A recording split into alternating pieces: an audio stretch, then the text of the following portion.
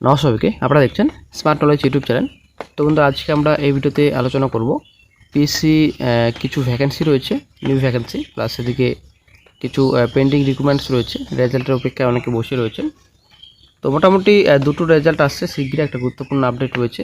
তবে অনেকেই ভাবছেন এই যে রেজাল্ট আসছে, রিক্রুটমেন্ট যে পেন্ডিং রয়েছে, রেজাল্টের অপেক্ষা রয়েছে, তো ওবিসি যে সংরক্ষণ 7% নাকি 17%, এটা কিন্তু আসলে অনেকটা কনফিউশন। ঠিক আছে, যদিও 7 দিনের সময় দেওয়া হয়েছে, আশা করি আমরা জানি ওবিসি যে একটা নোটিশ ছিল, একটা চিঠি, তো 7% নাকি 17%, তো শীঘ্রই এই বিষয়ে একটা অফিসিয়াল আপডেট পাওয়া যেতে পারে।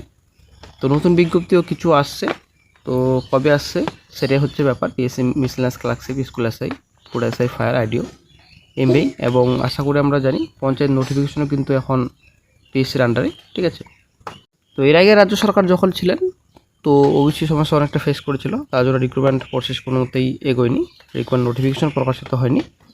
তো এখন নতুন রাজ্য সরকার আসার পর ওবিসি ম্যাটার যে রয়েছে, ওবিসি মামলাটা কিন্তু তুলে নিয়েছে রাজ্য সরকার। তো এখন ওবিসির ঝঞ্ঝাট কোনো কিছুই নেই, ওবিসি ঝঞ্ঝাট খতম, এখন রিক্রুটমেন্ট নোটিফিকেশন আসবে। উনি কিন্তু একটা বড় ঘোষণা করছেন নতুন রাজ্য সরকার, আগামী বছরের মার্চ মাসের মধ্যে মোটামুটি 1 লক্ষ শূন্যপদ পূরণ করা হবে, এমনই কিন্তু বড় ঘোষণা করছেন রাজ্যের মুখ্যমন্ত্রী মাননীয় শুভেন্দু অধিকারী। সে মতো বেশ কিছু নোটিফিকেশন আসছে রাজ্যে, তার ভিতরে পিএসসি, এসএসসি, ডব্লিউপি এবং কেএমসি, আদার্স যে রিক্রুটমেন্ট বডি রয়েছে, সব দপ্তরে নিয়োগ হবে।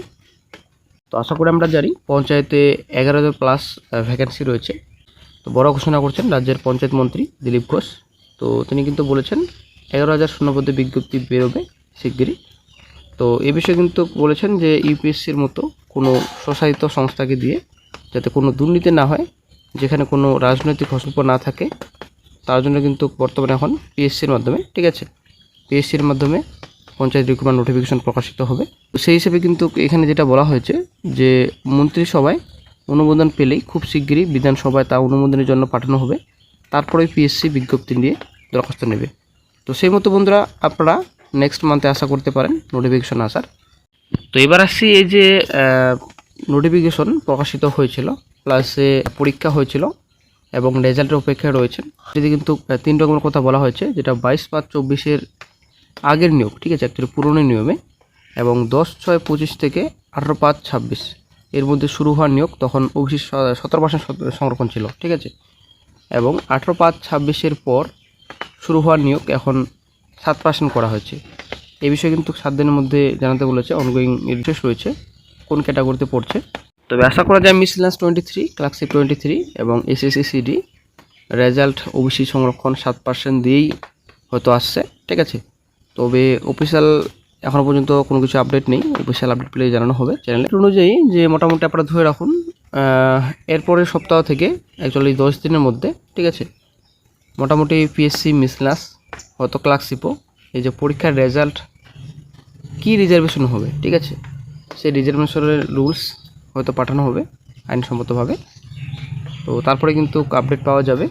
এই ওবিসির জন্য কিন্তু কোনো আটকে ছিল result plus new recruitment notification. তবে আপনারা ধরে রাখুন আগস্ট মাসের 3rd উইকের মধ্যে হয়তো মিসেলাস রেজাল্ট আসছে, ঠিক আছে।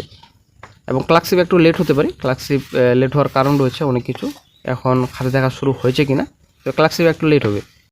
আর এদিকে new notification school SI, food SI, এদিকে ফায়ার অপারেটর প্লাস আইডিও ভ্যাকেন্সি, এমবিআই ভ্যাকেন্সি।